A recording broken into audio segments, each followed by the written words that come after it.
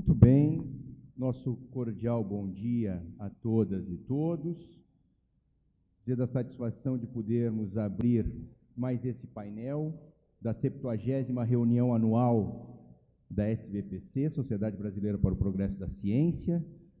Queremos fazer primeiro um agradecimento muito especial pela acolhida que temos recebido nessa terra, nas Alagoas, em Maceió, um povo hospitaleiro, um povo que nos abraça, que nos recebe de uma maneira muito especial, e dizer da satisfação também de estarmos a participar desse belíssimo e importantíssimo evento, 70ª reunião anual da Sociedade Brasileira para o Progresso da Ciência. Esse é um painel proposto pelo CONPED, que é o Conselho Nacional de Pós-Graduação em Direito, dos programas de pós-graduação em Direito do Brasil.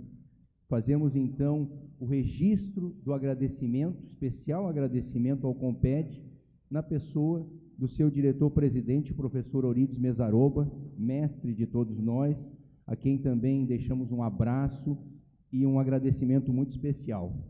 Pois bem, agradecer também a seletíssima e muito qualificada assistência, que se interessaram pela temática, uma temática rica, provocativa, temática da judicialização da política, que é o título do nosso painel desta manhã, diferentes aspectos na dinâmica do judiciário brasileiro. Em que medida toca a judicialização da política os grandes problemas, que a nação enfrenta, sobretudo nos últimos tempos. E a mim me cabe, de maneira muito especial, uma satisfação enorme poder apresentar não só o tema, mas apresentar também o palestrante dessa manhã, o professor Matheus Felipe de Castro, um amigo especial, dileto, camarada, companheiro da Universidade Federal de Santa Catarina e da UNOESC, a Universidade do Extremo Oeste de Santa Catarina, lá em Chapecó. O professor Matheus é doutor em Direito pela Universidade Federal de Santa Catarina, concluiu em 2009, é pós-doutor em Direito pela Universidade de Brasília, concluiu agora em 2017, ele é formando também em psicanálise, orientação lacaniana, na Escola Brasileira de Psicanálise, em Santa Catarina, ele é professor das disciplinas de Direito Processual Penal e Filosofia do Direito, no curso de mestrado na Universidade do Oeste de Santa Catarina, na UNOESC, e também no curso de mestrado profissional em Direito na Universidade Federal de Santa Catarina, o nosso programa de mestrado profissional, além de professor também nas graduações em Direito da UFSC e da UNOESC. O professor Matheus também é líder do Cautio Criminalis, que é um grupo de pesquisa, liderado pelo professor Matheus, que faz pesquisas de altos estudos em criminologia e em direito criminal, direito penal, na Universidade Federal de Santa Catarina. É membro do CONPED, membro da diretoria do CONPED, inclusive, editor adjunto da revista Espaço Jurídico, professor Matheus? A Espaço Jurídico é uma revista de Qualis A1, lá da UNOESC, da Universidade em Santa Catarina.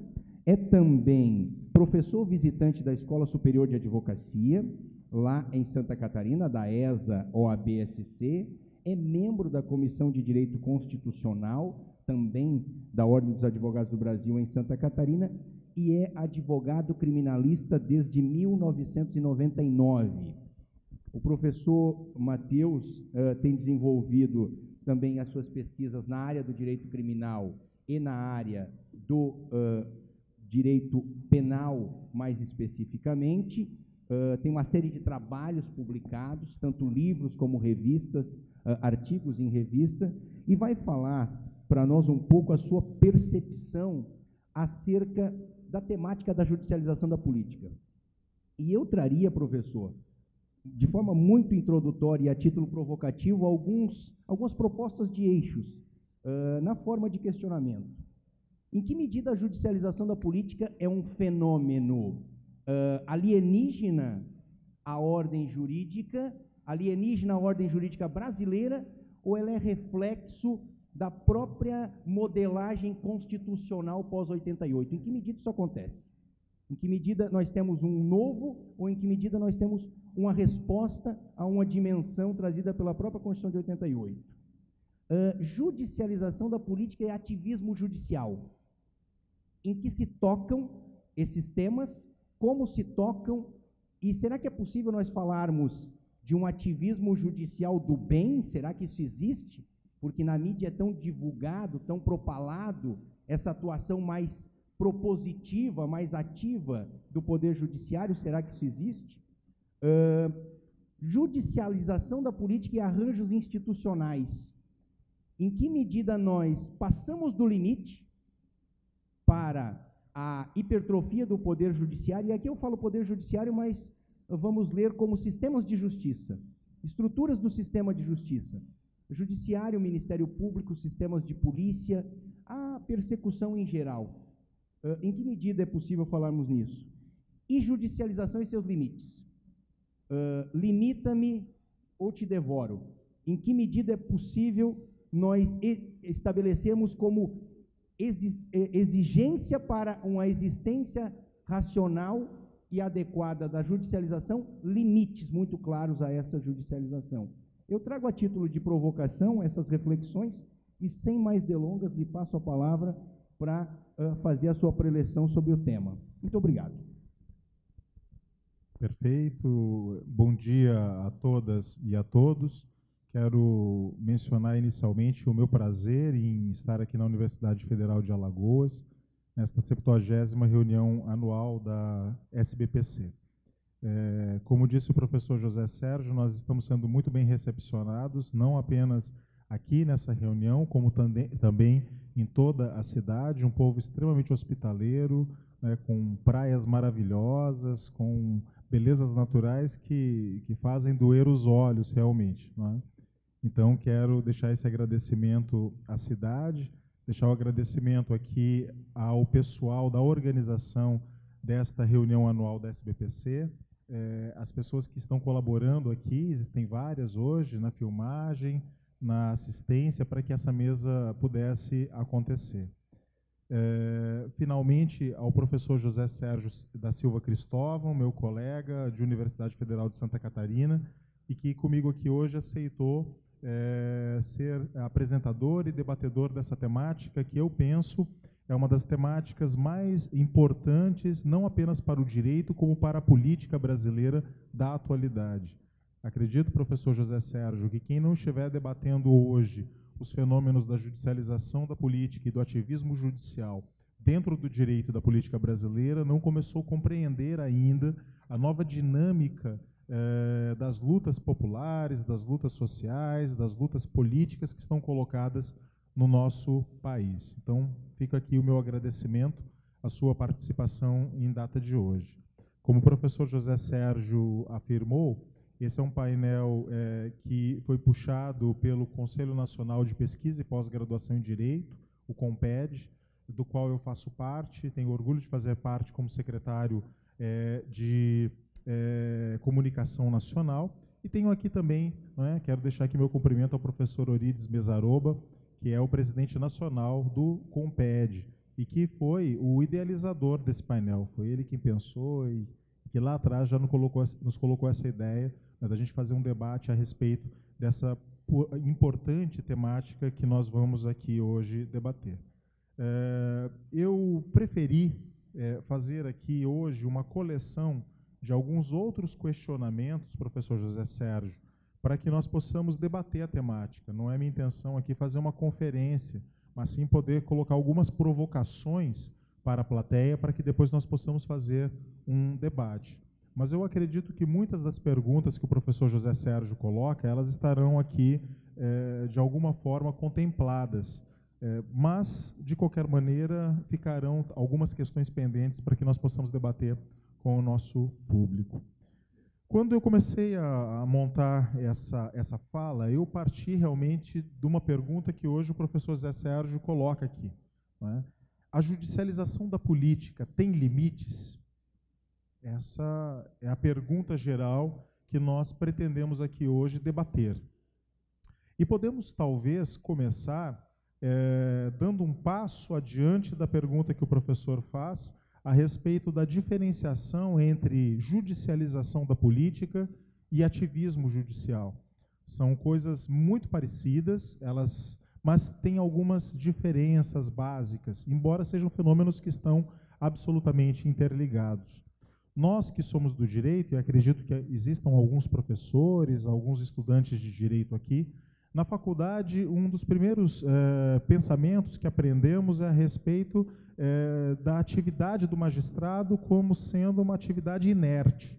É exatamente o princípio que nós conhecemos lá em processo civil, em processo penal, onde o juiz ele não deve ser ativista, muito pelo contrário, ele deve, para ser um sujeito imparcial, para se colocar numa posição de imparcialidade, o magistrado ele não deve ser um sujeito ativista. Isso, pelo menos, foi o que nós aprendemos classicamente lá na faculdade de Direito. É o que nós chamamos de inércia da jurisdição. A jurisdição é inerte, ela não deve procurar os casos são levados a ela. O magistrado é um sujeito inerte para ser imparcial. E o que nós estamos vendo hoje no Brasil é talvez aí uma alteração profunda desse princípio da inércia processual do magistrado. Quando nós vemos magistrados que, ao contrário, procuram as suas causas ou realizam atividades muito tendentes a escolher, a selecionar alguns processos, algumas causas que eles queiram julgar. Então, esse ativismo judicial é essa postura mais proativa por parte dos magistrados, em aparente afronta a toda a teoria clássica do direito que diz que o magistrado deve ser inerte. Repito, o princípio da inércia da jurisdição. Por outro lado, a judicialização da política, que está muito próxima do ativismo também, ela é um fenômeno que nós vamos encontrando não só no Brasil, mas no mundo, mas quero enfocar aqui especificamente no caso brasileiro, onde questões que deveriam ser debatidas e que deveriam ser resolvidas nas instâncias legitimadas pelo voto popular, acabam sendo debatidas dentro do Poder Judiciário, uma instância que é técnica, que é burocrática e que não é legitimada pelo voto popular, ou seja, não há uma relação direta, mas indireta com os processos democráticos. E aí, em comparação, evidentemente, com o legislativo e com o poder executivo, que são essas instâncias legitimadas pelo voto, sufragadas de 4 em 4 anos pela aquilo que nós chamamos de soberania popular e que está inscrito lá no parágrafo único do artigo 1º da Constituição brasileira. Todo poder emana do povo e em seu nome é exercido. Eu quero deixar claro para vocês logo de início que, embora a nossa Constituição ela inicie dizendo que todo poder emana do povo e em seu nome é exercido, parece que todo o texto constitucional, posteriormente, começa a criar mecanismos que vão limitando esse princípio inicial. Né? Então, nós temos lá um grande slogan, nós temos uma grande chamada constitucional, mas um desdobramento de fatos, de instituições, de formas da representação política indireta que acabam limitando o exercício dessa soberania pelo povo. E um dos casos mais flagrantes, inclusive, no nosso país, é o caso do controle de constitucionalidade, onde não são instâncias populares que dizem, em última instância, sobre a constitucionalidade das leis, mas essa instância burocrática e sem voto que é o Supremo Tribunal Federal. Então, vejam, são dois fenômenos que se interligam, né? Estão interligados. São dois fenômenos que, na realidade fenomenológica, nós vemos atuando em conjunto. O juiz ativista e que judicializa a política, que passa por cima da tripartição dos poderes estatais, que passa por cima das funções clássicas do Estado, aquelas que foram desenhadas por Montesquieu no Espírito das Leis e que estão colocadas na Constituição de 88, onde cada um deve ficar no seu quadrado. Ou seja, ao poder legislativo incumbe o poder soberano de definir as leis, traduzindo a vontade popular através da norma jurídica, onde ao Poder Executivo cumpre administrar, gerir a coisa pública e ao Judiciário fazer cumprir a lei. Dura lex, sed lex, nós dizemos no direito. Ou seja, a lei é dura, mas é a lei e deve ser cumprida independentemente de cor, de pele ou cor partidária ou de certas opiniões que possam estar envolvidas. Isso, pelo menos, no terreno clássico do direito, da teoria clássica do direito. Bom, sobre essa temática, muito se está escrevendo. O mundo jurídico hoje está pensando essa questão. Os programas de pós-graduação em Direito estão produzindo artigos fantásticos a respeito tanto da judicialização da política quanto do ativismo judicial. Mas como eu não gosto de ficar muito fechado dentro da minha área, eu trarei aqui para vocês também alguns elementos que estão sendo debatidos a partir da ciência política.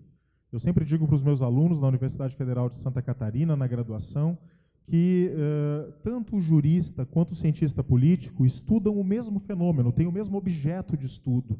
Na verdade, eles apenas estudam esse objeto por diversos prismas. Se o cientista político analisa a política antes dela virar norma, nós, juristas, analisamos a política que já foi cristalizada numa norma, que já se transformou numa lei, que já se transformou numa instituição. Nós temos aqui objetos muito semelhantes e temos que dialogar com a ciência política.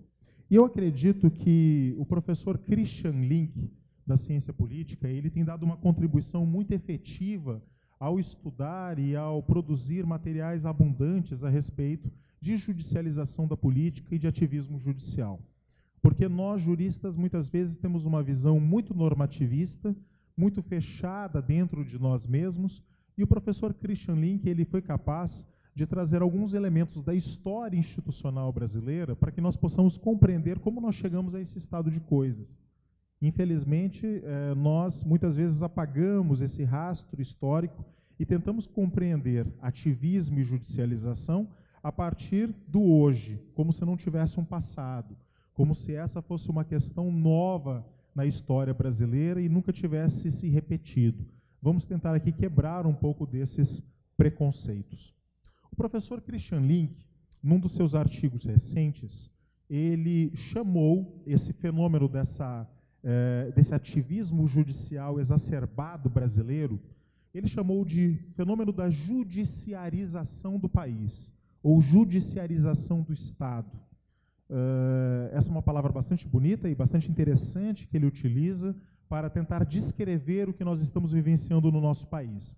Mas ele utiliza também uma outra expressão que eu acho que, embora talvez não seja tão técnica, ela é historicamente fundada e nos dá um pouco da noção do que ele quer dizer. Ele chama o nosso poder judiciário, essa judiciarização, de tenentismo togado. E quando ele fala nessa expressão de tenentismo togado, para nós que somos brasileiros, nós já temos um rastro histórico que nos permite compreender onde ele quer chegar. É claro que o professor Christian Link está tentando se referir ao movimento do tenentismo das décadas de 10, 20, 30 do século XX no Brasil. E tentar compreender algumas questões que podem ser trazidas desde o movimento tenentista, passando pela Revolução de 30, chegando ao golpe militar de 64 e permitindo que nós compreendamos um pouco do que nós estamos vivenciando no Brasil hoje. Ou seja, eu tenho convicção, a partir da leitura deste autor, que nós não vamos compreender esse fenômeno apenas dentro do direito ou de forma isolada, como um fenômeno novo.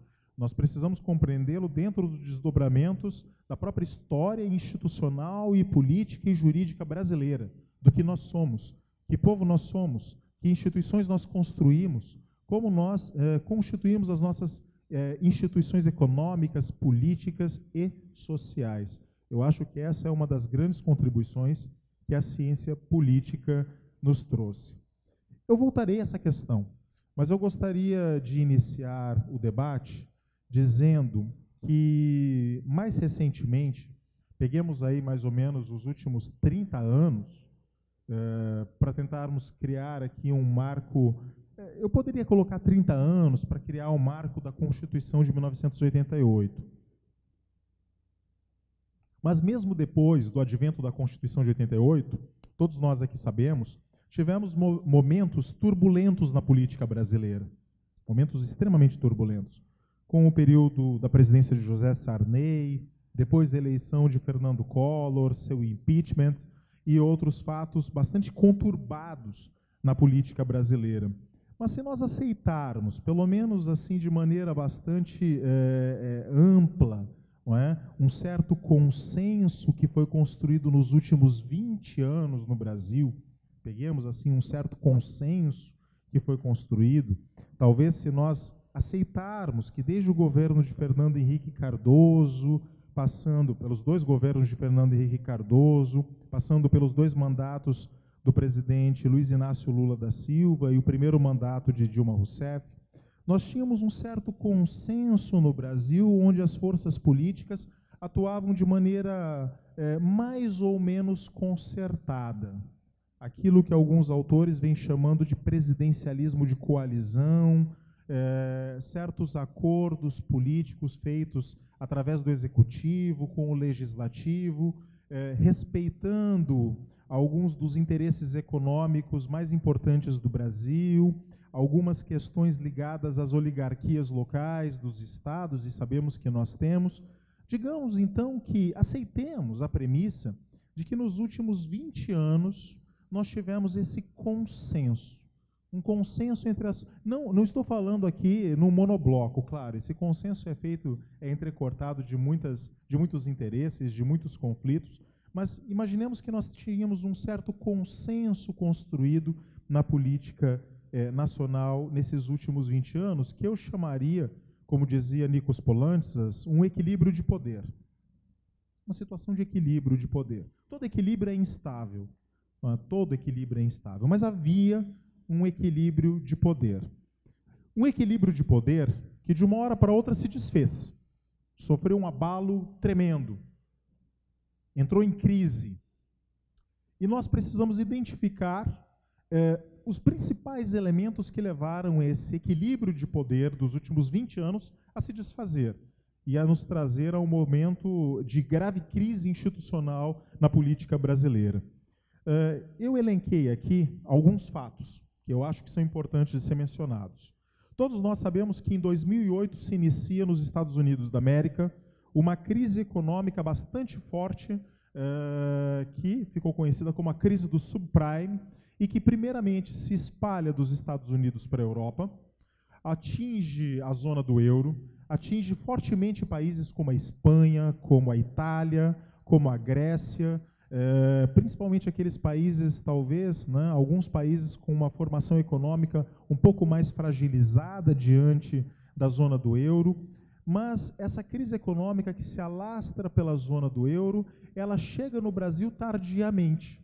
Ficou bastante conhecido naquele momento histórico onde o presidente da República era o ex-presidente Luiz Inácio Lula da Silva, quando ele dizia, olha, essa crise é uma marola, não vai chegar aqui.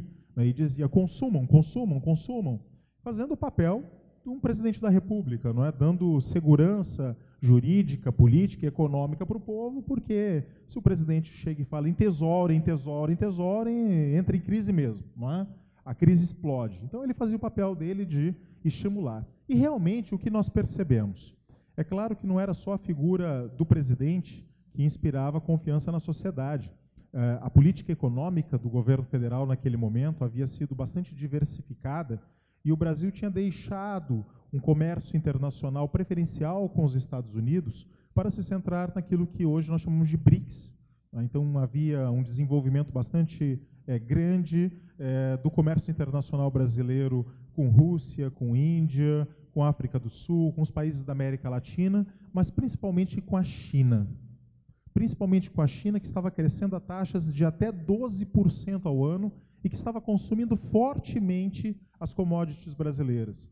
Nossa soja, os nossos derivados desse produto, o óleo, sim, o aço brasileiro, o mineral brasileiro e também o nosso petróleo. Ou seja, um momento onde a balança comercial brasileira ela tendeu a ser superavitária e permitir que o Estado brasileiro, com essa balança comercial superavitária, ele se tornasse um Estado fiscalmente superavitário, uma coisa que na história brasileira se viu em poucos momentos da história. Em poucos momentos se vê o Estado brasileiro superavitário em termo fiscal.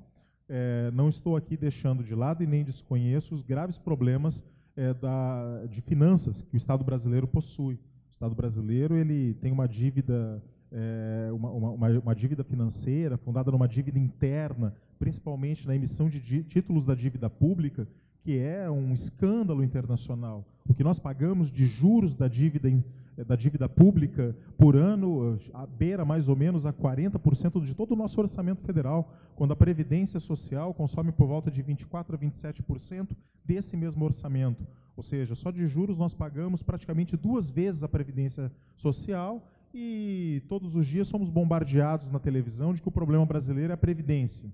Mas ninguém quer debater no Brasil juros da dívida pública. Isso acaba ficando escondido. Não é? Mas voltando aqui ao nosso tema, né? É impossível não fazer alguns comentários paralelos. A crise econômica norte-americana, que se alastra pela zona do euro, ela chega no Brasil tardiamente. 2012, 2013, 2014, e quando chega, chega forte. Nós precisamos colocar esse fato como um fato bastante primordial. Mas não foi apenas uma crise econômica. Nós tivemos outros fatos que se unificaram a essa crise econômica. Eu colocaria aqui em segundo plano uma vitória apertada da presidenta Dilma Rousseff em 2014, extremamente apertada. Vocês sabem que o candidato que ficou em segundo lugar comemorava sua vitória até 5 minutos antes de ser divulgado o resultado final das eleições. Essa é uma situação complicada porque houve realmente uma divisão nacional em torno de projetos. Não é? Houve ali uma divisão nacional. Divisão nacional essa que não foi bem deglutida por uma vitória apertada. Esse é um segundo fato. Um terceiro fato que não pode ser descartado é que esse governo, que vence de maneira bastante apertada, ele propõe, logo na sequência, um ajuste fiscal na economia brasileira. E esse ajuste fiscal fez com que muita gente coçasse a cabeça. Não é? Primeiramente porque, num primeiro governo, as políticas sociais elas tinham sido bastante amplificadas, haviam políticas sendo efetivadas realmente, havia um discurso de ampliação. E durante todo o processo eleitoral, as promessas eram no sentido da continuidade daquela política que vinha sendo implementada. Depois desse fato, a própria presidenta, que havia feito um discurso de ampliação do estado de bem-estar social, escolhe um ministro da Economia de viés de corte neoliberal, né, vamos deixar bem claro isso aqui, né, e propõe alguns ajustes fiscais que não foram deglutidos pelo seu eleitorado, que o eleitorado do candidato adversário utilizou como um discurso poderosíssimo de uma suposta fraude eleitoral que haveria sido realizada e que também criou problemas para os militantes do seu próprio partido, o partido de sustentação da presidenta da República. Afinal de contas, o partido da presidenta da República não poderia apoiar abertamente aquelas medidas econômicas de corte neoliberal sem negar a sua própria tradição, sem negar os seus próprios pressupostos políticos e ideológicos. Então a presidenta foi ficando um pouco esvaziada no terreno parlamentar, levemente esvaziada no seu partido, que não tinha poder, força para fazer a sustentação teórica e política daquele projeto de ajuste fiscal e, logo após, de uma eleição tão apertada como aquela que eu mencionei. Continuemos, temos outros fatores. Nós tínhamos também, nesse momento, coisa que não é novidade no Brasil, um poder legislativo assaltado por interesses de grupos de pressão e paralisados por pautas conservadoras. Um poder legislativo que não quer mais debater os grandes avanços que nós estamos tendo na sociedade brasileira, inclusive em matéria de costumes, que se tornou no Brasil uma pauta extremamente conservadora, preocupada com sexualidade, preocupada com a sexualidade do outro, preocupada negativamente com as pautas de gênero, de raça, de etnia, ou seja, com pautas liberais clássicas, de liberdades, que estão sendo colocadas pela sociedade cuja aceitação dentro de um Congresso fortemente dominado por esses grupos de pressão acabou sendo paralisada, né? Não era mais debatida. Não era mais debatida. E esse foi um flanco fundamental para que o Supremo Tribunal Federal começasse a judicializar aquilo que eles entenderam que o Congresso Nacional deveria fazer e não estava fazendo. Mas vamos falar mais. O Executivo também, um Executivo refém de um fisiologismo do Legislativo que é natural nas formas de presidencialismo de coalizão. Ou seja, no Brasil, diferente dos Estados Unidos, você não ganha a presidência da República com maioria congressual. Nos Estados Unidos, quem faz a maioria dos votos no Congresso faz o presidente da República, dos delegados congressuais.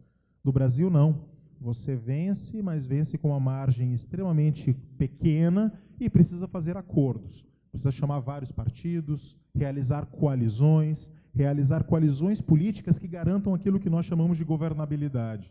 E isso coloca o Poder Executivo, e essa é particularmente a minha opinião, de joelhos. É um Poder Executivo que precisa fazer acordos dos mais diversos, fazer concessões a esses grupos que eu menciono para poder governar. Então, aqui já fica claro para todos nós a diferença fundamental e gritante que existe entre poder efetivo e governo. Governar não é ter poder. Quem tem o poder faz o que quer. Nós não estamos falando aqui de fazer o que nós queremos. Nós estamos falando aqui de governar. E governar, numa democracia complexa como a brasileira, significa fazer múltiplos acordos e múltiplas concessões para vários setores da sociedade, para que você possa fazer avançar algumas pautas mínimas traçadas pelo seu governo. Cito mais o surgimento da Operação Lava Jato, uma operação que aprofunda fortemente o ativismo judicial brasileiro e a judicialização da política, quando começa a determinar a condução coercitiva de vários políticos importantes brasileiros, delações premiadas, acordos de delação premiada, fundados muitas vezes na palavra de pessoas presas, pessoas já condenadas pela justiça, que buscavam com isso reverter as suas próprias condenações. E, por fim, eu não posso deixar de dizer que um dos fatos determinantes também desse processo, e lembrem-se que eu estou aqui falando dos principais fatores que eu acredito levaram ao desequilíbrio do poder, não é? Ou pelo menos ao desfazimento desse equilíbrio do poder dos últimos 20 anos, desse consenso que havia sido construído. Enfim, o medo do retorno de Luiz Inácio Lula da Silva nas eleições presidenciais de 2018, nesse ano.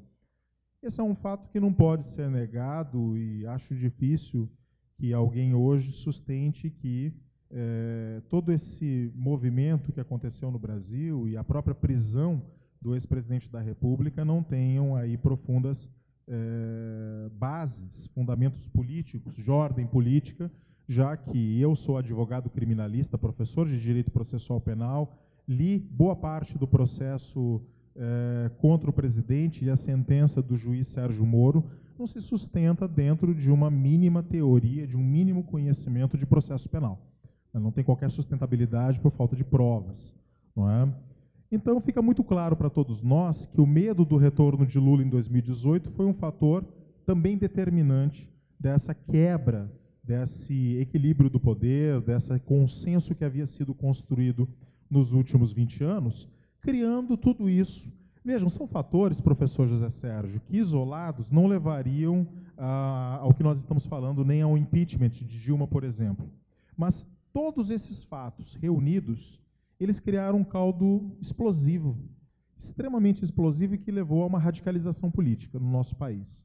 Uma radicalização política onde nós passamos do terreno das construções ou das disputas políticas para o terreno da guerra, para o terreno do extermínio do inimigo, e onde se colocaram questões importantíssimas que nós estamos debatendo aqui em data de hoje. Bom, tudo isso para fazer uma breve introdução ao nosso tema principal, não é? Essa questão que nós estamos debatendo de uma judicialização política brasileira fortíssima. O Poder Judiciário brasileiro que havia existido de maneira apenas formal durante a ditadura militar, e muitas vezes apoiando as decisões militares, apoiando o AI-5, apoiando as condenações que nós vamos encontrar na história recente do Brasil, ele é um poder judiciário que acaba sendo blindado pela Constituição de 88. Acreditava-se que o poder judiciário, dentro dos poderes do Estado, poderia ser, digamos assim, uma ilha de progressismo e uma ilha de defesa dos direitos humanos e fundamentais, que os magistrados, os juízes, os promotores, as pessoas ligadas à administração da justiça, vejam o equívoco, inclusive por não serem votadas e não estarem submetidas a certos interesses corporativistas, seriam a instância capacitada para fazer, digamos, os checks and balances, ou seja, os pesos e contrapesos em face de um poder legislativo e de um poder executivo que, em determinados momentos, poderiam assumir ares autoritários. E a Constituição de 88, ela acabou blindando o poder judiciário, dando poderes fantásticos para o poder judiciário, e não apenas para ele, para o Ministério Público também. De modo que hoje nós sabemos, um promotor de justiça numa cidade do interior acaba mandando mais que o prefeito, através dos seus ajustes de conduta. Muitas vezes o prefeito pergunta, olha, fala primeiro com o promotor de justiça ali, vê o que ele quer, depois a gente implementa, porque senão eu vou levar uma ação penal aqui. Né? Então, isso virou uma coisa esquizofrênica no Brasil. O promotor de justiça administra a cidade mais que um prefeito. Nós fortalecemos o poder judiciário na Constituição de 88 e o blindamos o poder judiciário em face do poder legislativo e do poder executivo. E diante desse vácuo de poder que eu mencionei agora, o poder que estava colocado numa situação de legitimidade, principalmente diante do povo, era o poder judiciário. Ele tinha áreas de legitimidade, ataques fantásticos e inauditos contra a política e os políticos, uma tendência a menosprezar tudo que é da política, tudo que é do povo, tudo que é do voto popular e supervalorizar tudo que é técnico, tudo que é apolítico, tudo que está colocado fora das esferas do voto popular. E, naturalmente, quem reunia essas condições naquele momento histórico, nesse momento histórico, era o Poder Judiciário. Era o Poder Judiciário. E ele se coloca, nesse momento, como um movimento de vanguarda. Um movimento de vanguarda que, abraçando um discurso moralizante, se arroga o poder de moralizar a política brasileira, de dizer o poder legislativo está tomado por corruptos, o poder legislativo está tomado por grupos de pressão, por grupos de interesse, o poder executivo também, ninguém representa o povo, ninguém representa o voto popular, e nós estamos em condições de fazer essa defesa através dos vetores normativos da Constituição de 88. Vejam vocês que esse não é o papel que a Constituição de 88 confere ao Poder Judiciário.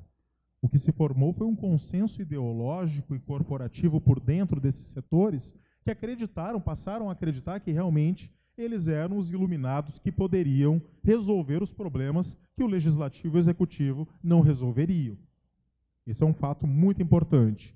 E com um discurso que não é jurídico, que é moral. É uma pauta moral, é um discurso moral, que inclusive viola princípios jurídicos fundamentais da Constituição da República Brasileira. Desde então, o que nós temos no Brasil é uma sucessão de sentenças proferidas tanto pelo Supremo Tribunal Federal, quanto pela 13ª Vara de Curitiba, quanto pelo juiz da Lava Jato do Rio de Janeiro e de tantos outros, sentenças essas fundadas em motivos morais, que afastam princípios jurídicos, dizendo, olha, esses princípios jurídicos atrapalham a realização das nossas pautas de moralização do Brasil. Atrapalham. O Brasil é o país da impunidade. Esse é o discurso que todo mundo fala, né? E o Brasil é o terceiro país em superencarceramento planetário, só perdendo para os Estados Unidos e para a China. Nós passamos a Rússia. Imagina se o Brasil fosse o país da punição. Né? Onde que nós vamos chegar? Eu fico me perguntando a respeito disso. As pessoas reproduzem, muitas vezes, esses preconceitos sem raciocinar a respeito deles. Esse movimento de vanguarda que se funda, que se forma por dentro do judiciário e que resolve, de repente, passar o Brasil a limpo, ele não é uma novidade na história brasileira. Ele não é uma novidade na história brasileira. E é por isso que eu comecei a minha fala mencionando a tese do tenentismo togado de Christian Link. Porque nós conhecemos profundamente na história brasileira, são velhos conhecidos brasileiros, esses movimentos de elites, inclusive estatais, e principalmente estatais, que resolvem realizar as suas pequenas revoluções parciais e passar o Brasil a limpo conforme os seus velhos preconceitos e interesses. Como todos nós sabemos aqui, no Brasil nós nunca vivenciamos uma revolução plena. E quando eu falo em revolução plena, aquilo que me vem à cabeça é a Revolução Francesa, uma revolução que vai às últimas consequências e passa realmente um país a limpo. Pelo contrário, aqui o que nós tivemos foram revoluções parciais, lentas, incompletas, com avanços e retrocessos. E pior, realizadas muitas vezes a partir de cima e por dentro. O que eu quero dizer? A partir das elites para o povo e muitas vezes por dentro do Estado. Ou seja, uma forma de avanços que não revolucionam as bases políticas, econômicas e sociais de um país. Pelo contrário, apenas modernizam, importam padrões de consumo cultural, político, econômico de outras nações e implantam esses modelos em nosso país, desde que eles não sejam, digamos, prejudiciais aos interesses da manutenção do poder. Aquilo que Tommaso de Lampedusa dizia na Itália, tudo deve mudar para permanecer como está. Revoluções meramente parciais. Ora, se nós voltarmos na história do Brasil, esses movimentos de ruptura, essas pequenas revoluções dentro da ordem, essas pequenas revoluções a partir de cima, e aqui a partir de cima pisando muitas vezes no povo, ou a partir de dentro do Estado, nós vamos encontrar em vários momentos da história brasileira. A independência brasileira. O que foi senão um grande acordo de elites, respeitados aqui os movimentos populares que se embateram por ela.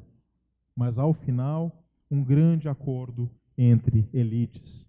Estamos aqui na terra dos consolidadores da República, dos marechais, da República da Espada. Também a República da Espada, nela nós tivemos um acordo entre os militares, não é?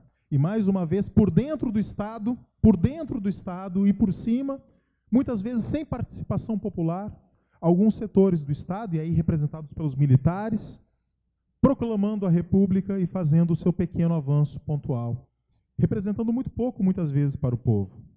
Depois da proclamação da República, nós vamos ter o movimento tenentista, que eu já mencionei aqui. Mais uma vez, a caserna resolveu passar o Brasil a limpo. E aqui eu não estou dizendo que ele era progressista ou regressivo, nada disso. Mas, mais uma vez, a caserna resolveu passar o Brasil a limpo. E o movimento tenentista, que se inicia lá no início dos anos 20, contra a República Velha e todos os seus desmandos, que vai se consolidar depois na Revolução de 30 com Getúlio Vargas.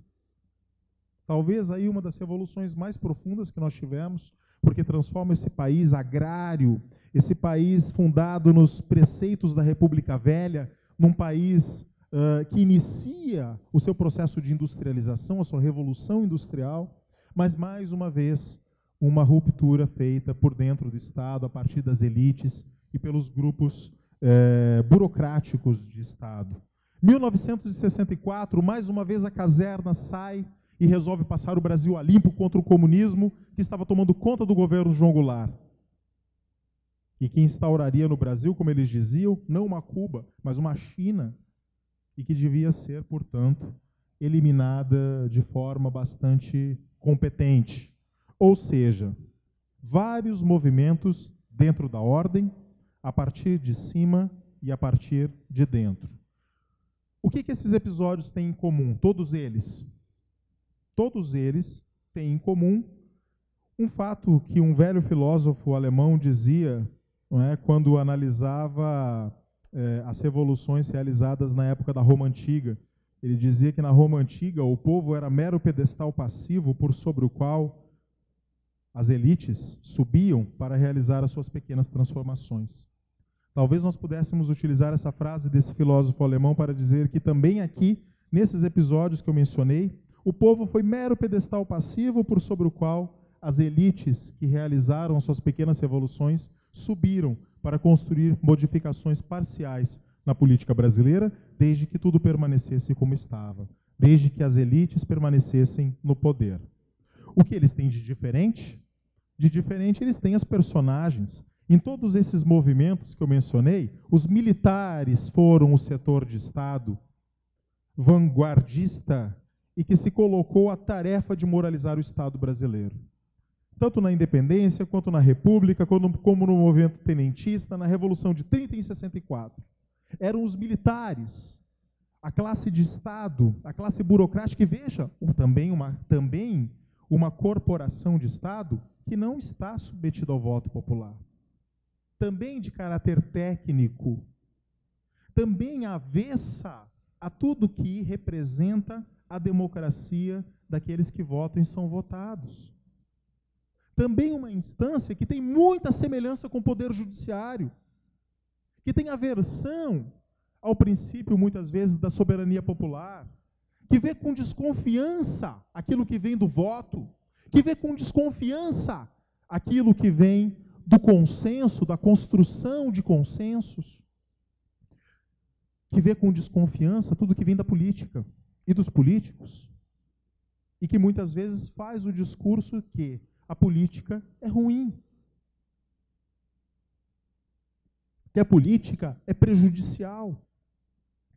Se naqueles movimentos a vanguarda eram os militares, agora surge uma novidade.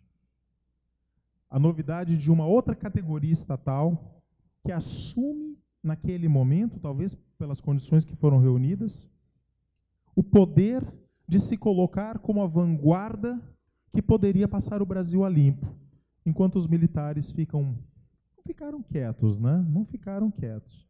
Quiseram dar os seus pitacos, mas ficaram bem mais reservados. O Poder Judiciário assume essa dianteira. O professor Christian Link tem uma frase que eu acho maravilhosa. Ele diz assim: troquem espadas e metralhas por delações premiadas e sentenças condenatórias e estaremos diante de um cenário muito semelhante aos movimentos tenentistas. E eu complementaria, sem sombra de dúvida, porque foram esses movimentos militares que no passado tentaram moralizar o Estado brasileiro a partir de cima e a partir de dentro. E agora surge uma nova categoria que se coloca a mesma função e o mesmo papel. Qual é a ideologia que move o pensamento desses senhores vanguardistas no Supremo Tribunal Federal, nas varas em Curitiba e também hoje tomando conta por todo o país? A ideologia que toma conta desses senhores se chama a ideologia do concurso público, a meritocracia. Eu estou aqui pelos meus méritos. Eu estou aqui porque eu estudei. Eu estou aqui porque eu passei num concurso público. Eu sou melhor que aquele que é votado ou que vota. Eu não me submeto à política. Eu não me submeto ao conchavo. Eu não me submeto a qualquer tipo de acordo para dar a minha decisão. Por isso eu sou melhor. Eu sou blindado. Eu mereço receber salários altíssimos. Por que um deputado federal tem que ganhar 25 mil? Por quê? Essa ideologia é fortíssima dentro do Poder Judiciário. E eu posso falar, porque já trabalhei dentro do Poder Judiciário Federal, no Ministério Público Federal, e conheço bem como funciona o pensamento dos agentes que compõem esses órgãos de Estado. E é esse que eu acabo de mencionar. O concurso público e a meritocracia, elas são fatores superiores à soberania popular e ao voto. Essa é uma ideologia. É um desprezo profundo pelas instâncias votadas e pelo povo que vota. Se nós temos uma ideologia muito clara que permeia o pensamento dessas pessoas, nós temos uma teoria que veio dar instrumentais para que o Poder Judiciário passasse a judicializar a política profundamente. E aqui quem é do direito saberá muito bem o que eu estou falando. É a teoria do neoconstitucionalismo.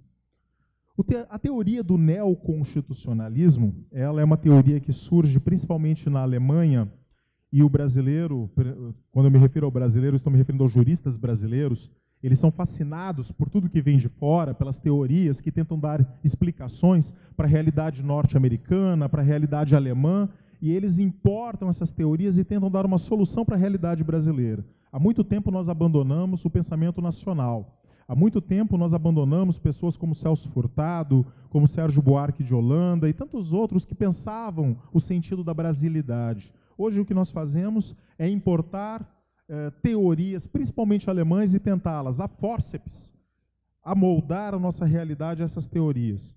E essa teoria neoconstitucionalista, ela apregoa que nós estamos vivendo no momento do pós-positivismo. Ou seja, nós vivemos uma época da história mundial, e também brasileira, onde o positivismo, o legalismo, levou a certas atrocidades. O magistrado deveria obedecer à lei. Dura lex, sed lex. O magistrado não poderia, no positivismo, avaliar a justiça ou a injustiça que está colocada na sua sentença. Concordando ou não concordando, ele tem que aplicar a lei. Duela quem duela. E nesse sentido, é que o pós-positivismo, o neoconstitucionalismo, apregoou que os magistrados deveriam se libertar da lei. Que eles não precisariam estar vinculados à normatividade. Eles deveriam estar vinculados àquilo que nós chamamos de princípios. Princípios. Que são, digamos assim, para que todos os leigos entendam, grandes slogans que permitem ao magistrado interpretar as situações, embutindo em certas situações aquilo que ele entende que é justo. Vocês podem imaginar a situação caótica que isso coloca dentro do sistema jurídico. Afinal de contas, nós temos 15 mil juízes no Brasil, cada juiz julgando com base em princípios e dizendo, a partir dos meus preconceitos, a partir das minhas pré-compreensões políticas, ideológicas e religiosas, eu digo que isso é justo e eu digo que isso é injusto. E não aplico a lei, que é o objetivo, que é algo de caráter objetivo, unificador. Vejam, então eles surgem para superar o tal do positivismo, que seria horrível, e lançam no lugar do positivismo um tal de pós-positivismo, que liberta os magistrados, enfim, para julgarem da maneira que melhor entenderem. Com base nisso, um autor alemão, Robert Alexy, diz que as normas de direito constitucional têm textura aberta e que cabe ao magistrado, em cada caso concreto, analisar a justiça ou a injustiça do caso e aplicar o que ele entender melhor.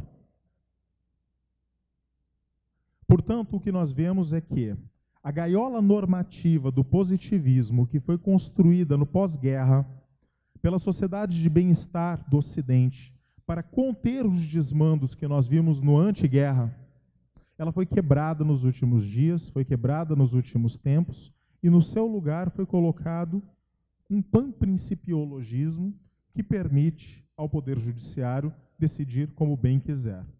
Vocês se recordarão que, recentemente, o Tribunal Regional Federal da 4ª Região, em Porto Alegre, julgando uma reclamação ético-disciplinar contra o juiz Sérgio Moro, acabou dizendo que a Operação Lava Jato é uma operação excepcional e que situações excepcionais merecem decisões excepcionais e que o juiz mencionado não precisaria estar sujeito à lei. Ou seja, o estado de exceção. O estado de exceção. Isso é muito grave.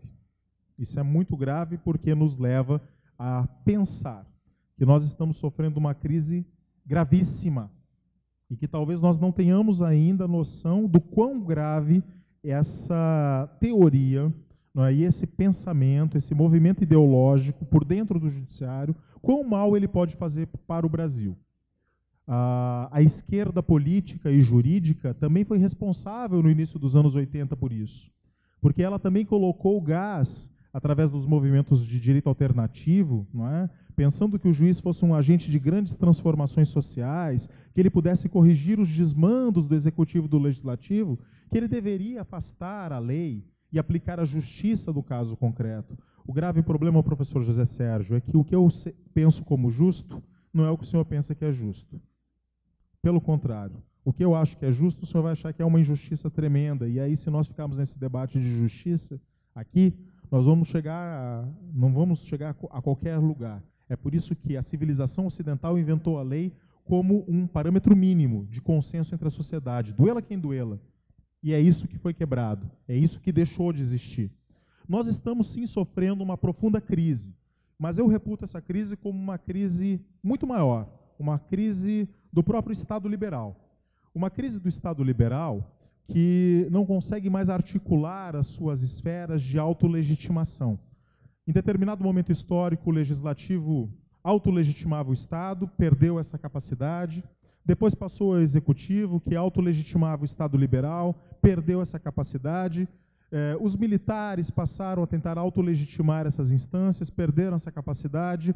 E hoje o que nós temos é o Poder Judiciário tentando, como última barreira, como última trincheira de autolegitimação do Estado liberal, manter em pé as instâncias disso que o professor Jacques Rancière chama de uma república parlamentar e que a democracia seria alguma coisa muito mais distante do que nós podemos imaginar.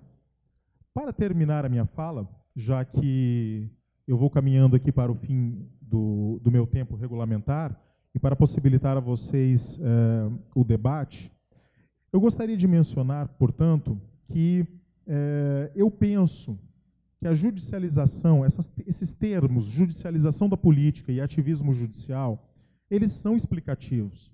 Mas talvez, com a Operação Lava Jato, nós tenhamos partido para uma coisa um pouco diferente. Um pouco diferente. Talvez elas tenham crescido, se exacerbado de uma maneira na qual esses dois termos talvez não deem mais respostas adequadas para que nós entendamos esse problema.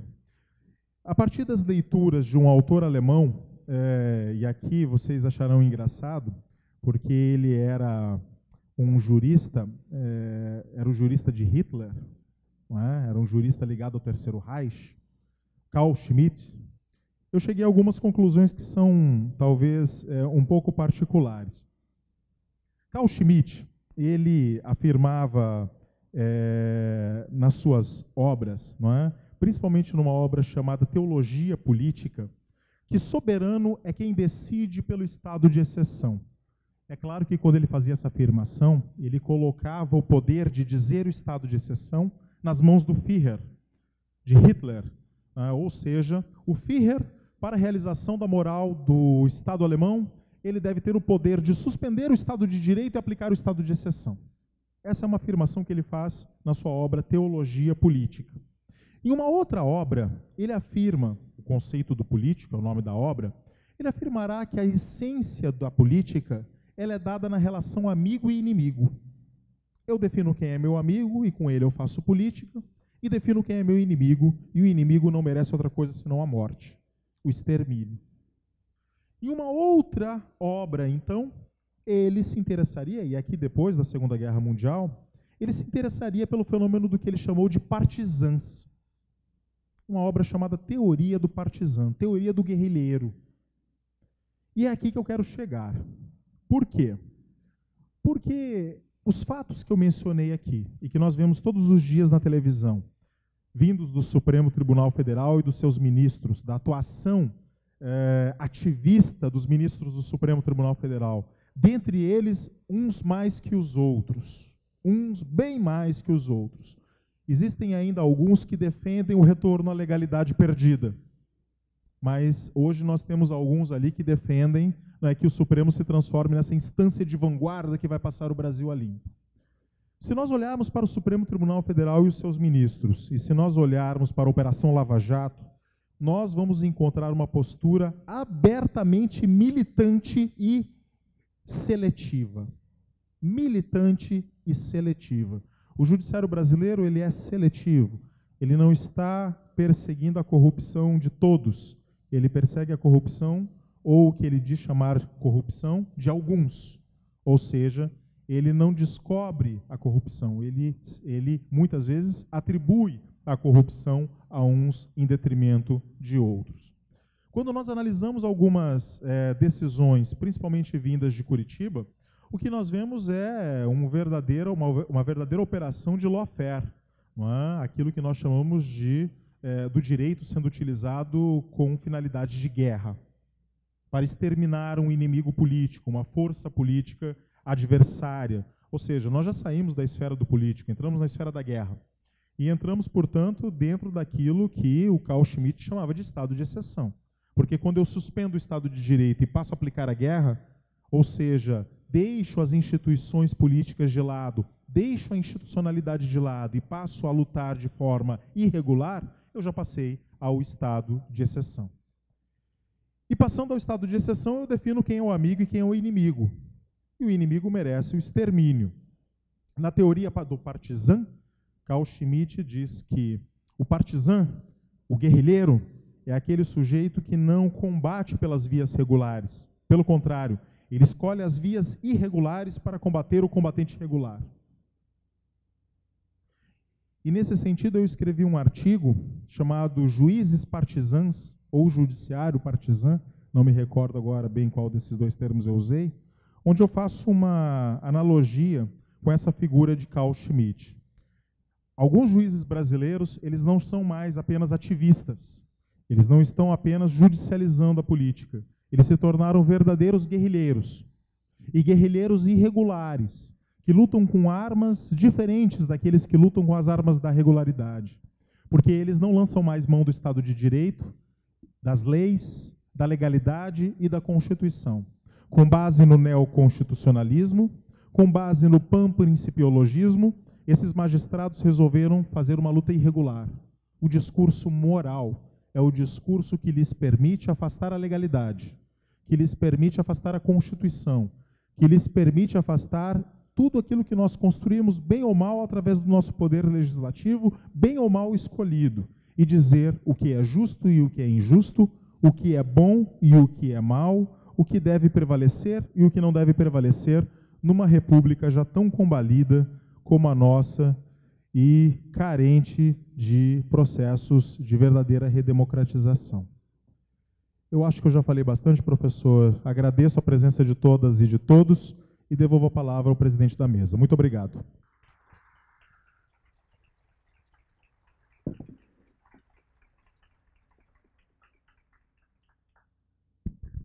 Muito obrigado, professor Matheus, por partilhar conosco vossas reflexões, inquietações. O professor Matheus tem uma energia fantástica para descortinar o suposto real e tem também uma navalha muito afiada, muito bem afiada na teoria política, na ciência política, na história, na economia, para analisar e para fazer leituras que nos chamam a uma análise crítica, né, e compartilhar conosco suas reflexões. Te cumprimento, professor Matheus, pelo brilho da exposição e pela qualidade da reflexão crítica. Eu acho que nós temos tempo, penso que nós temos tempo para pelo menos um ou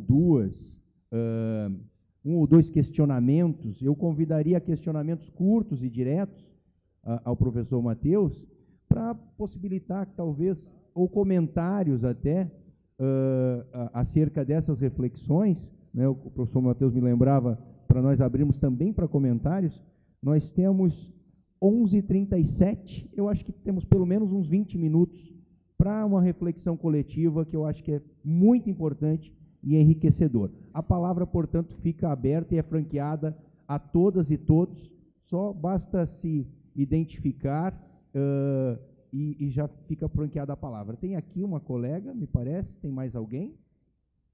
Ali um outro colega e lá atrás um outro colega. Se nós tivermos oportunidade, nós abrimos um outro bloco, senão ficamos nesses três. Muito obrigado.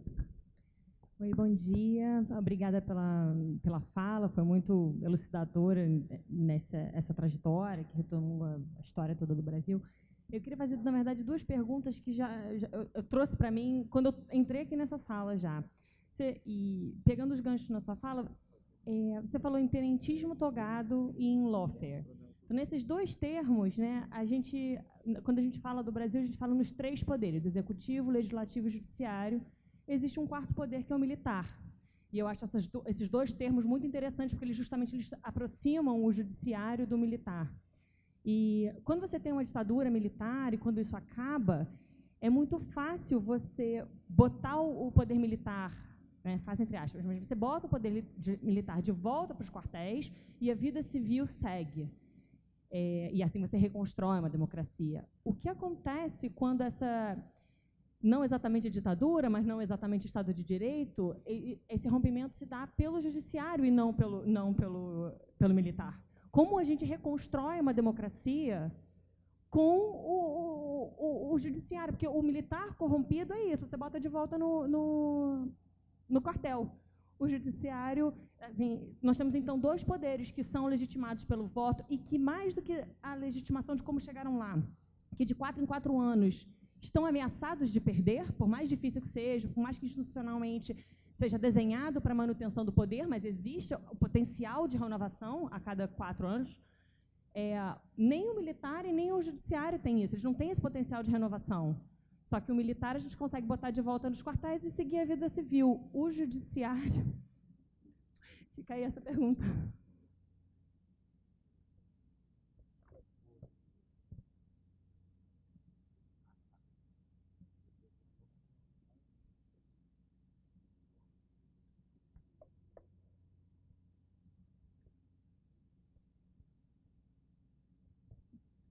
Bom, meu nome é Sávio, eu sou professor do curso de Geografia aqui da UFAL e tenho muito interesse na temática, tanto pelas questões que nós estamos vivendo já há algum tempo no Brasil, né? Primeiramente, gostaria de parabenizá-lo pelo brilhantismo da apresentação, muito abrangente e profunda. Talvez dois aspectos, um deles iniciado ao final, né, quando você menciona o jurista do Hitler, eu gostaria que você mencionasse essa questão do crescimento, né, daquilo que a gente poderia dizer que está ocorrendo no Brasil, que é um retorno ao fascismo, né? Eu acho que seria um pouco por aí. E talvez, se eu fosse me atrever a dizer que você talvez tenha deixado algum aspecto de lado, né, eu penso que seria com essas relações do juiz Sérgio Moro, principalmente com os Estados Unidos, né?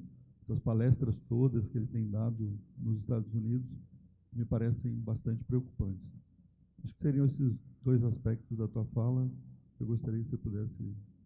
De resto, obrigado pela apresentação.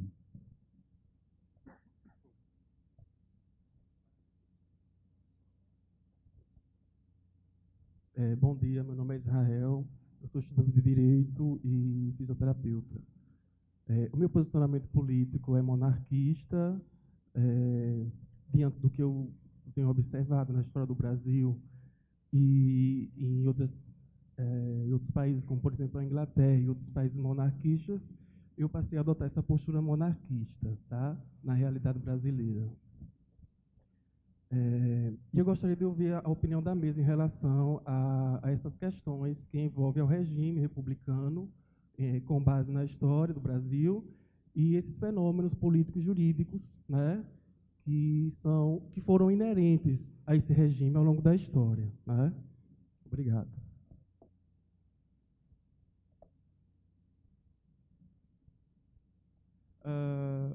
Eu eu sou Janderson, eu faço aqui jornalismo na UFAL. E a pergunta que eu tenho a fazer não é exatamente minha, é de um amigo meu que ele não pôde estar aqui. Ele faz direito e ele teve uma dúvida em relação às suas obras, se o senhor escreve sobre a administração pública.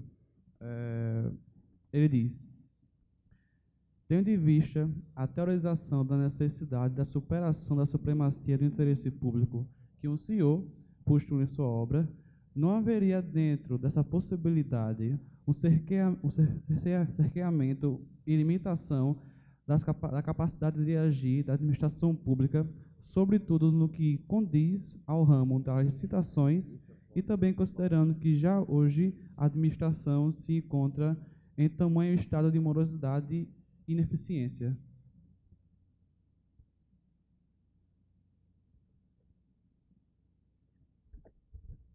Eu proponho que a gente avance para o professor Matheus poder apresentar suas reflexões a esse bloco. Se nós tivermos tempo e houver interesse, a gente consegue abrir um outro bloco.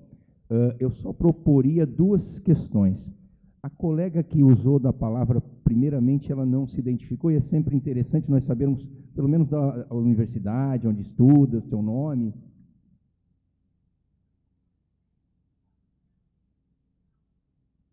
Ok. Eu proporia também, o último questionamento, ele foi dirigido mais a uma reflexão minha, e eu acho que ele desborda um pouquinho da reflexão daqui, e eu proporia fazer essa conversa diretamente com o colega para nós avançarmos mais profundamente nessa temática, se for possível, e aí nós não saímos para uma temática que, embora importantíssima, se coloca aqui como lateral, e temos a oportunidade de conversar posteriormente sobre esse tema. Pode ser? É possível? E aí eu passo para o professor Matheus para aprofundar um pouco nessas reflexões mais diretamente tocadas ao tema de hoje. Perfeito, professor José Sérgio. Até o nosso último colega que fez a pergunta ali, não é sobre ele deixou para você por escrito, né, sobre a supremacia pública. Essa pergunta não foi direcionada para mim, ela foi direcionada para o professor José Sérgio. É ele quem escreve a respeito dessa temática, tem vários livros escritos, e é ele quem vai responder, tá? Então, só deixando esse esclarecimento. Agora, as questões que foram levantadas aqui, elas são fundamentais e daria uma nova rodada de debate, né? A começar pela tua pergunta, né, que é simplesmente a velha pergunta: o que fazer? O que fazer? Que é a pergunta mais difícil, realmente, de ser respondida. Existem hoje, dentro tanto da ciência política quanto dentro do direito, várias vertentes que propõem algum tipo de pensamento a respeito do reequilíbrio da tripartição dos poderes estatais ou das funções estatais. Existem aqueles que compreendem que tem que ir para o enfrentamento com o Poder Judiciário. Ir para o enfrentamento com o Poder Judiciário é realizar, talvez, a Operação Lava Jato do Judiciário. Não é? Afinal de contas, a Operação Lava Jato foi no Executivo e no Legislativo, ou em setores, ou em partidos do Poder Executivo e Legislativo. E quem abre a caixa oculta do Supremo Tribunal Federal? Quem abre a caixa oculta do Poder Judiciário? Quem faz o debate a respeito dos penduricalhos que eles recebem nos seus salários e que são muito superiores a um salário de um professor de universidade federal, e eu sei porque eu sou professor de universidade federal, não é? Quem faz esse debate para que nós possamos debater realmente, não é? Eles que estão debatendo, que estão atacando o privilégio dos outros poderes, quem ataca o privilégio do Poder Judiciário? É claro que, na medida em que eles começaram esse debate, eles se expuseram. Eles abriram um flanco para que a sociedade comece agora a fazer os questionamentos a respeito do próprio Poder Judiciário, e esses debates já existem. Então, existem pessoas que entendem realmente que nós devemos fazer o embate com o Poder Judiciário. Há também aquelas outras correntes que entendem que há um desequilíbrio na democracia brasileira e que não será com reformas institucionais que nós vamos conter o Poder Judiciário, mas tentando reequilibrar o sistema de poder, reequilibrando o legislativo e reequilibrando o poder executivo. E nesse aspecto também, é claro, uma nova presidência da República que fosse capaz de garantir estabilidade econômica, contenção da inflação com crescimento econômico, com desenvolvimento nacional e um amplo consenso das forças nacionais, talvez recolocasse o Poder Judiciário no seu local. Essa é uma opinião que diz, há um desequilíbrio e nós não vamos resolver através da lei, nós não vamos resolver através de modificações institucionais, só se resolve dentro da política, só se resolve dentro da democracia e dentro do reequilíbrio dos poderes. Então, eu acho que existem essas duas possibilidades. Eu não seria capaz de te dizer se eu me filio a uma ou outra, até porque a luta política, ela é cotidiana, e o Ulisses Guimarães, ele tinha uma frase que era fantástica. Ele dizia que a política são como as nuvens do céu. Cada vez que você olha para elas, elas estão diferentes, não é? Então, realmente, na política você tem que ter flexibilidade. O movimento tático, ele demanda que as pessoas estejam preparadas para fazer a luta política conforme ela se mostra concretamente na realidade, no seu momento. Eu acho que nós temos que ter clareza disso. Existem momentos que nós vamos ter que debater e fazer enfrentamentos com o Judiciário, com o Ministério Público, sobre os seus privilégios, sobre o excesso de poderes que a Constituição de 88 lhes outorgou. Mas nós precisamos reconstruir a democracia, porque ela está bem bamba no nosso país. Não é? Um legislativo forte e fazendo o seu papel, um poder executivo fortalecido fazendo o seu papel, eu tenho certeza que o Judiciário volta para para os tribunais. Não é? Volta novamente para lá e retoma um pouquinho. É aquela história de que quem tem o poder tende a abusar, não é? Claro, é por isso que o Montesquieu falava dos checks and balances. Se tem equilíbrio, ninguém abusa do seu poder, todo mundo cumpre a sua função. Se desequilibrou, quem tem poder a mais avança sobre o poder do outro e aí a situação é bastante complicada. A questão do retorno ao fascismo, essa é uma questão impressionante, é um fato sociológico no Brasil, um retorno, inclusive, entre a juventude a um debate, não é, que assusta, não é, que é contra as pautas identitárias, que é contra as pautas das mulheres, que é contra a pauta dos gays, que é contra a pauta de raça, de etnia, contra as políticas afirmativas, ou seja, um discurso do ódio, é o hate speech. Ou seja, um discurso do ódio que acaba tomando conta do povo brasileiro, não é? Claro, esse discurso do combate à corrupção, ele sempre existiu desde que eu me entendo por gente, e isso acaba sendo instrumentalizado, não é? E aí surgem as opções de força, não é? Toda vez que há desequilíbrio do poder, surgem as opções de força. Todos nós conhecemos aqui mais ou menos a história da Alemanha pré-nazista, aquele momento de grande processo inflacionário, no pós-Primeira Guerra Mundial, o Tratado de Versalhes, ou seja, um momento de graves lutas políticas e que acabaram abrindo caminho para o discurso do ódio e para a ascensão de soluções de força, soluções que se colocam e que acabam sendo os salvadores da pátria, não é? Infelizmente, muitos de nós ainda são pegos e pegas por esse discurso da salvação. E aí vem o discurso de impunidade, de colocar a gente na cadeia, não é? E é assustador, eu fico assustado, não é? É um fenômeno que nós estamos vendo. Eu fico assustado quando eu caminho pela cidade, quando eu converso com as pessoas, quando eu vejo jovens, meninos e garotas, não é, falando a respeito de coisas que pareciam estar no passado, mas que são verdadeiramente assustadores e que estão colocados agora na pauta política das eleições de 2018. A Copa do Mundo acabou, não é? A Copa do Mundo acabou, agora a questão é processo eleitoral de 2018 e como esse discurso do ódio se colocará.